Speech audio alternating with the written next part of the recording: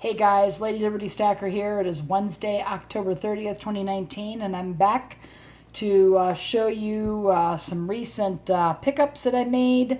I have 3 pieces of cast iron that I wasn't planning on purchasing while I was out yesterday on the 29th. I had a meetup with my local online selling group in the area. It's a Facebook group. It's a local group, and we occasionally will get together once a month, and we'll go out sourcing at the thrift stores, and we hit the bins. And if you guys aren't into reselling, you probably don't know what the bins are, but it's the Goodwill outlet store, and that's where all the goods go from all the Goodwills in the area to the bins or the outlet store that they couldn't sell in the store. So I made a few nice purchases there. I'm not going to get into that in this video here. You have to scrounge through the bins of all the dirty, and I mean, the stuff is kept outside before they bring it inside. And there's all kinds of, dirt and God knows what else in those bins. So we wash our hands really, really good after we go there. But anyways, we had a nice time. We went to about 3 resale shops, thrift stores, and go to lunch afterwards. And after that, it's about an hour away where I meet those guys from my where I live. So I venture back in an area where I can hit a favorite antique mall. It's actually a small, eclectic. It looks like more like a shop with a bunch of little rooms. And I've been there before. I've shown you guys videos of the place. And I figured I'd stop in there yesterday to see if they had anything cool. And believe it or not, they did. But before I get into that, a couple things I want to go over. Number one, I am currently restoring my Erie skillet. It's looking really good, but there is some stubborn, burnt-on carbon seasoning on the interior of the skillet that I'm trying to work to get off. The sides and the bottom are pretty much done. Usually most people have a problem with the bottom, and that's looking fantastic. It's just the cooking surface, and it's back in its vinegar bath right now, and I'm just monitoring it every few hours, pulling it out, scrubbing it down, putting it back in, and sometimes I put it back into lye to soften it further, then back into vinegar. So I go into the process on the video for that. And second thing I want to talk to you guys about is somebody had asked me recently, do I have any of these silicone? They're heat resistant, I think up to 450 degrees. And I couldn't find them for a while, but I went ahead and did a search the other day, I think it was last week sometime, and found them. And these are exact same size as my original one. It's, I think, 11 3/4 by 11 3/4. It says heat resistant up to 450 degrees. It is a Lamson. It's called a Hot Spot, the big original. And I've had this thing for, gosh, I think I probably had this thing for at least 15 years. So I just kind of wanted to leave you this. I'll put a link below. I purchased mine from eBay, but they do have them on Amazon. But with my gift card and everything, it ended up cheaper for me to go through eBay to get it.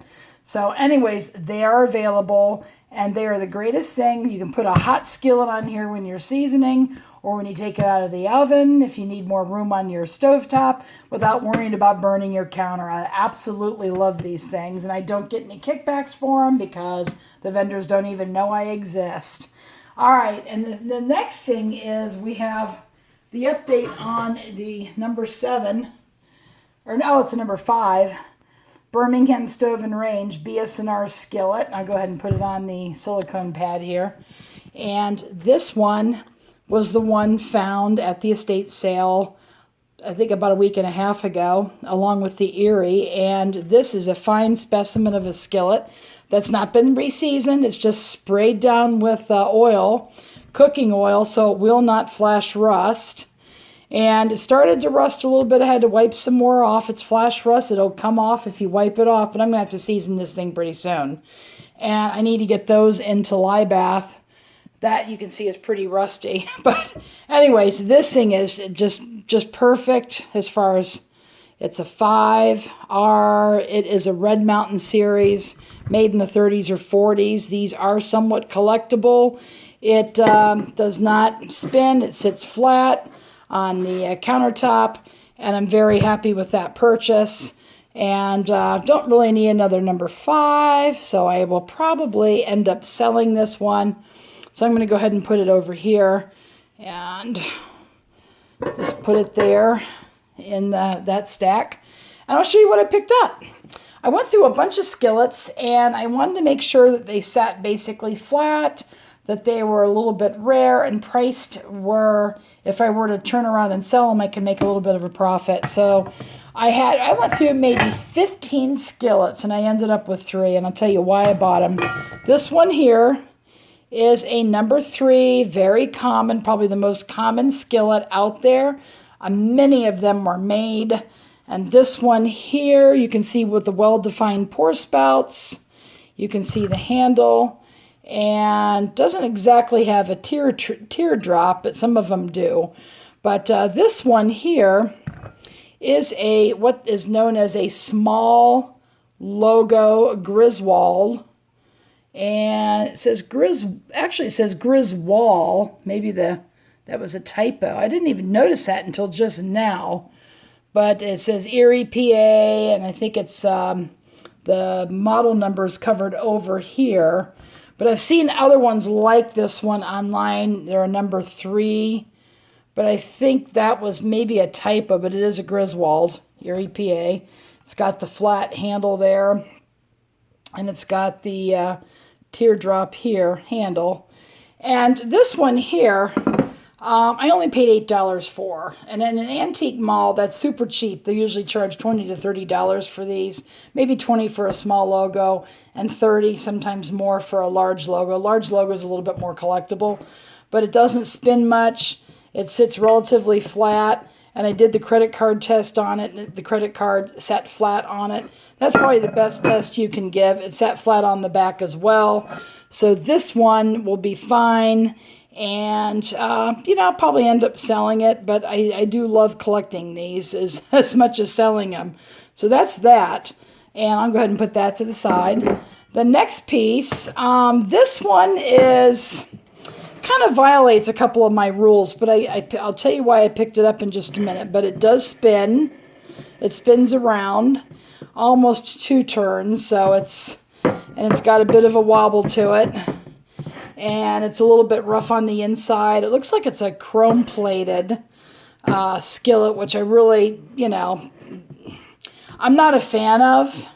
But this one here is well-defined pour spouts once again. And if you turn it over, it is a Griswold.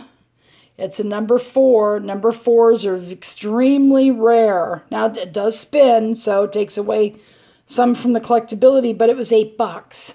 So I said for $8, I want to see how well it cleans up. Looks like it is a large block logo on the back. And then you have the small block. You can see the difference between the small and the large. But number 4s are extremely rare. So we'll see how it cleans up. And I may even make a video. There's a little bit of a rock to it, but it's not so bad that I don't think you could probably cook with this. But I got it because it's a 4, and it is a bit rough looking, so I don't know how it's going to clean up. Scratched. It's kind of been a little bit abused. But I very, very, very rarely run into them, so for $8 I thought, well, why not? And picked up that one. All right, and next we have a Dutch oven, and this one is a little bit rusty. This one, they let the water sit in here for a while, and I'm wondering, I hope that isn't a crack. I don't think it is. So anyways, it was sitting there, and it sits relatively flat. I'm going to go ahead and move the lid here. There's very, very little wobble to it, and it doesn't spin, so it sits flat on the countertop. And we're going to turn it over on the bottom so you can see exactly what it is. And it is looks like a 103.8, and it is an 8. It's a Dutch oven. It doesn't have the bail handle to it, and a lot of these have bail handles, but it does have a lid. So it's in real good condition, provided that is not a crack. I don't think it is, but again, you don't always know. And I was so excited to find one of these, but this is actually, let me go ahead and turn that over again, based on the font, the slant font here and here. This is an Iron Mountain Griswold, unmarked Griswold, and that's why I picked it up. And I think he wanted like $25 for it, and I said, hey, it doesn't have a bail handle and it's rusty. You know, what's the minimum you'll take for it? And he said 15. So I did buy it for 15. And over here is the lid, and the lid goes with it. And it has some gunk on here, but I started picking it off with my knife. It will come off, but it's got to soak in the lye. It really there's a lot to clean up here. There's gunk here, baked on or caked on dirt. But the inside is pretty cool. It is rusty. But we're going to go ahead and soak it in lye and then vinegar and see how it cleans up. This is the matching lid. It's a 1037 and the base is 1038.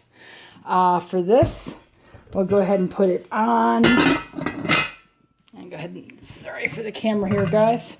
And here is the lid. It has a really, really nice fit to it. Really doesn't matter if there's not really a bail handle. I hardly use them. I don't use it for me when I use it at home. I'm just going to pick it up with the handles here. So, yep, that's what I found. It was 15 bucks. These were 8 a piece, so $31. Got 3 interesting pieces of cast iron. And we'll see how they clean up. Anyway, just wanted to let you know. I wanted to get these guys going and just wanted to show you what I picked up before I dump them in the lye tank. All right, guys, please give me a thumb up if you like videos like this. Leave a comment or question below. Thank you for watching, and go make it a great day.